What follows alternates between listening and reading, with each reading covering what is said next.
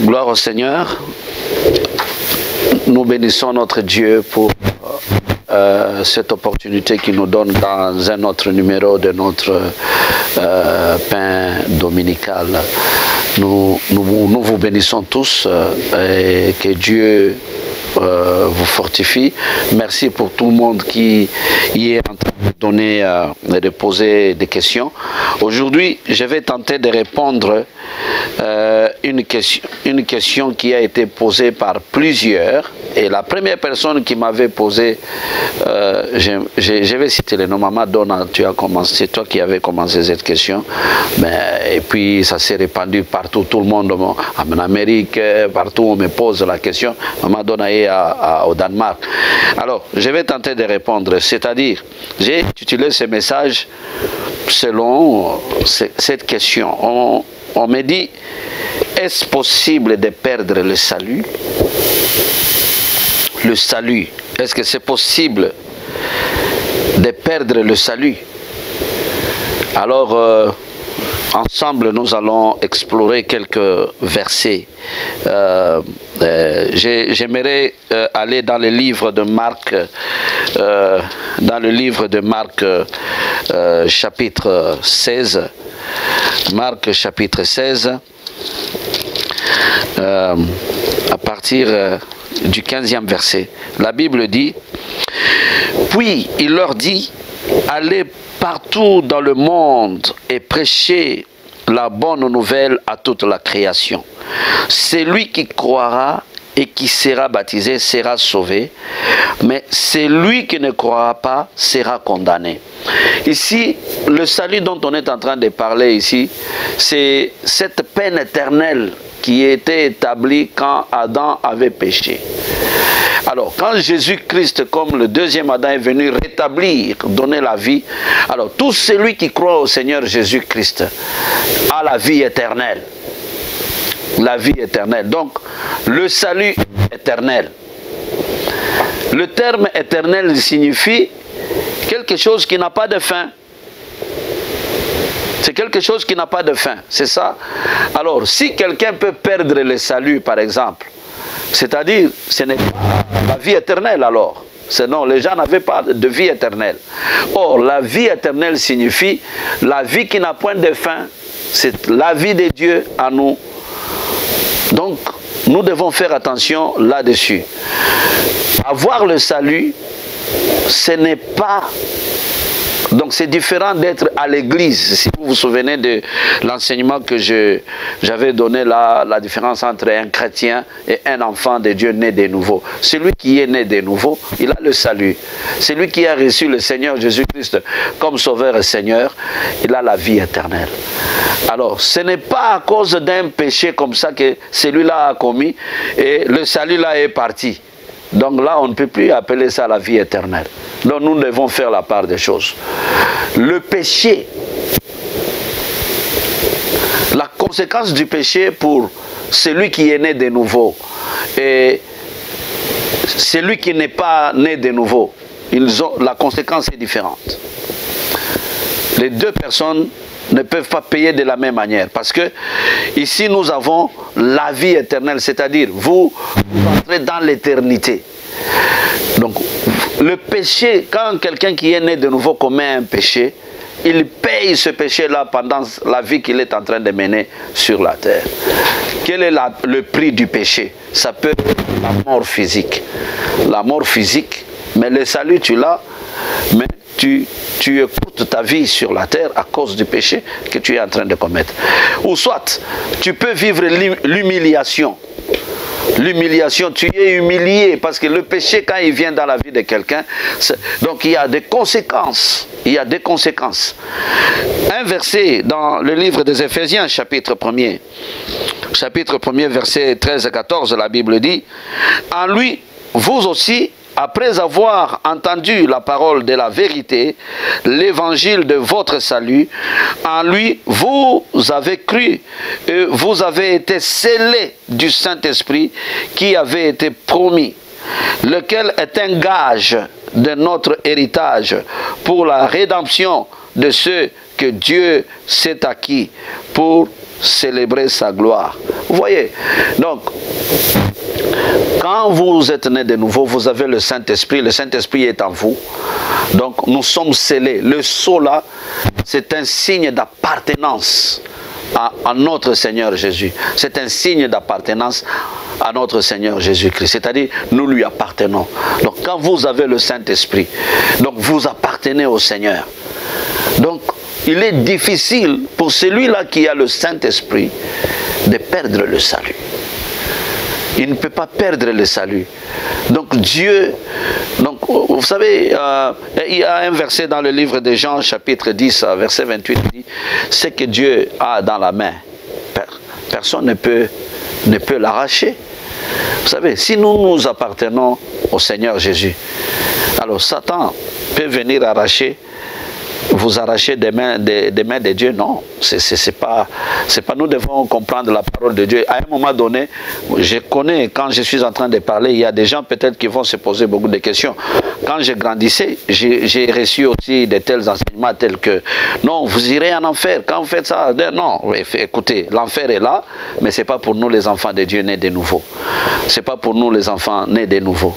Même quand Paul a livré le gars là à Satan, il a dit c'est pour que son corps souffre, mais qu'il soit sauvé. Donc le péché, pour tous ceux qui sont nés de nouveau, le péché a des conséquences dans cette vie que nous sommes en train de mener. Ça peut vous amener dans une maladie terrible, ça peut vous amener dans une souffrance, ça peut vous amener dans une des confitures ou la crise ou je ne sais pas. Donc vous commencez à vivre une vie médiocre à cause du péché. Tout dépend. Tout dépend alors. Mais dire que quelqu'un peut perdre le salut, c'est... Donc je suis en train de dire que nous appartenons au Seigneur. Si nous lisons Romains chapitre 8, 9 à 14, Romains chapitre 8, verset 9 à 14, la Bible dit, pour vous, vous ne vivez pas selon la chair, mais selon l'esprit, si du moins l'esprit de Dieu habite en vous. Si quelqu'un n'a pas l'esprit de Christ, il ne lui appartient pas. Et si Christ est en vous, le corps, il est vrai, est mort à cause du péché, mais l'esprit est vie à cause de la justice. Et si l'esprit de celui qui y a ressuscité Jésus d'entre les morts habite en vous, celui qui a ressuscité Christ d'entre les morts rendra aussi la vie à vos corps mortels pour son esprit qui habite en vous. Ainsi donc, frères, nous ne sommes point redevables à la chair pour vivre selon la chair. Si vous vivez selon la chair, vous mourrez. Mais si, par l'esprit, vous faites mourir les actions du corps, vous vivrez. Car tous ceux qui sont conduits par l'Esprit de Dieu sont fils de Dieu. Vous comprenez? Donc, l'Esprit qui a ressuscité Jésus-Christ, s'il habite en vous, il donne la vie. Donc, vous devez comprendre que nous ne sommes plus redevables à la chair. Nous ne sommes plus redevables à la chair. Et je me souviens, Paul était en train de parler à l'église de Corinthe. Il était en train de parler à l'église de Corinthe une chose très, très capitale ici. Je lis le 1 Corinthiens 6, 9 à 11. Vous allez m'excuser, je donne un peu de versets pour vous faire comprendre parce que je sais que c'est un thème qui suscite beaucoup de questions. Ne savez-vous pas que les injustes n'hériteront point le royaume de Dieu? Ne vous y trompez pas, ni les débauchés, ni les idolâtres, ni les adultères, ni les efféminés, ni les homosexuels, ni les voleurs, ni les cupides, ni les ivrognes, ni les outrageux, ni les ravisseurs n'hériteront le royaume de Dieu. Et c'est là ce que vous étiez, quelques-uns d'entre vous, mais vous avez été lavés, mais vous avez été sanctifiés, mais vous avez été justifiés au nom du Seigneur Jésus-Christ et par l'Esprit de notre Dieu. Vous comprenez? Ici, on est en train de parler des adultères, des ravisseurs, des homosexuels, des efféminés, des ivrognes. Il dit qu'ils n'hériteront pas le royaume de Dieu. Maintenant, regarde. Quelqu'un là a commis le péché d'adultère. Il n'est pas adultère le fait qu'il a commis le péché d'adultère. Ici, Paul est en train de dire que vous étiez, on vous a justifié. Donc, on vous a sanctifié, on vous a mis à part. C'est ça ce que la parole de Dieu dit. Donc, il ne faut pas chercher à prêcher l'évangile d'intimidation. Vous voulez faire voir aux gens que non, non, non. Donc quelqu'un peut avoir la vie éternelle.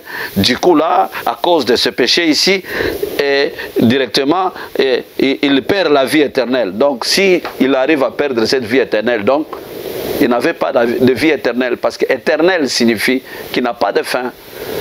Alors si vous avez la vie éternelle, comment vous allez perdre ça? Et quelque chose qui est éternel, vous perdez, ça n'a pas de sens. Mais Paul est en train de parler à l'église de Corinthe ici. Parce qu'il y avait des choses qui se faisaient. Alors, moi je ne peux plus m'appeler pécheur. Mais ça ne signifie pas que je ne peux pas pécher. Ça peut arriver que vous péchiez. Mais le fait de pécher, vous n'êtes pas pécheur. Parce qu'un pécheur, c'est celui qui vit dans le péché. Il y a une différence entre celui qui vit dans le péché et celui qui est tombé dans le péché. Parce que nous vivons dans cette chair ici. À un moment donné, cette chair est... mais vous voyez, la Bible dit, nous ne sommes pas redevables à la chair. Voilà l'importance d'être conduit par le Saint-Esprit. Vous avez l'Esprit de Dieu en vous, laissez-vous conduire par le Saint-Esprit. Ne vous laissez pas entraîner par le désir de la chair. Nous avions lu la fois passée le désir de la chair, contraire au désir de l'esprit. Alors laissez-vous conduire par le... Souvent c'est quand vous vous laissez conduire. Vous vous laissez conduire par la chair, les désirs de la chair. Et voilà. Je suis en train de tendre vers la fin. Je suis en train de vous dire qu'il n'y a pas moyen de perdre le salut. Parce que la vie, le salut est éternel. Nous avons le sceau de la vie éternelle. Donc, le sceau de la vie éternelle, comme un signe d'appartenance, un gage d'héritage. Un gage d'héritage. Donc, comprenez... À un moment donné, quand vous êtes dans le Seigneur, mais vous êtes en train de vivre dans la médiocrité ou une vie là bizarre, posez-vous la question, est-ce que vous vous laissez conduire par l'Esprit de Dieu? Parce qu'il faut être au-dessus de la chair par le Saint-Esprit. Jésus-Christ dit, Moïse vous a dit, ne prenez pas la femme d'autrui. Mais moi je vous dis, quand vous regardez seulement et vous convoitez, vous avez déjà commis. Vous regardez. Il y a des gens apparemment, ils ne pêchent pas.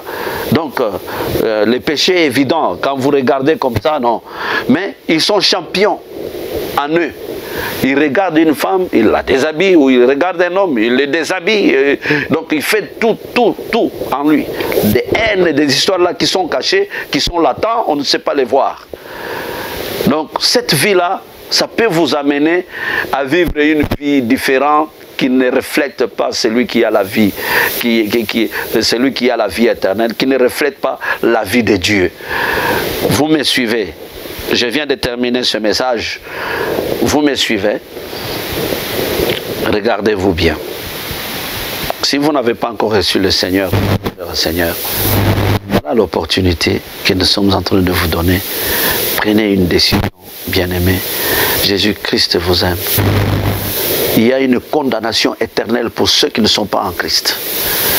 Et toi qui es en Christ, c'est le temps de choisir, d'être conduit. Parce que Dieu nous a donné le choix libre. Donc il nous a donné le choix libre d'être conduit par l'esprit ou d'être conduit par la chair. Donc c'est ça que Dieu a voulu que nous puissions parler. Je pense que j'ai répondu. Continuez toujours à poser des questions. Vous êtes les bienvenus, on va les analyser, on va les étudier encore. Et puis on va ça et on va vous parler. Je vais prier pour vous maintenant. Seigneur Dieu Tout-Puissant, merci pour cette parole que tu nous as mis à cœur de partager suite aux questions que beaucoup ont posées concernant le salut. Nous savons que le salut est éternel. Tu es le Dieu merveilleux, le Dieu bon, au point que vous ne pouvez pas accepter de perdre vos enfants. Mais nous devons comprendre que la vie à nous, c'est la vie éternelle. Nous te bénissons. Pour mon frère et ma soeur qui n'a pas encore reçu le Seigneur, prends seulement cette décision. Dis tout simplement, Seigneur Jésus, je t'accepte comme mon sauveur et Seigneur. Aujourd'hui, je prends la décision. Prends la direction de ma vie, prends le trône de ma vie. Au nom glorieux de Jésus, nous avons ainsi prié. Amen.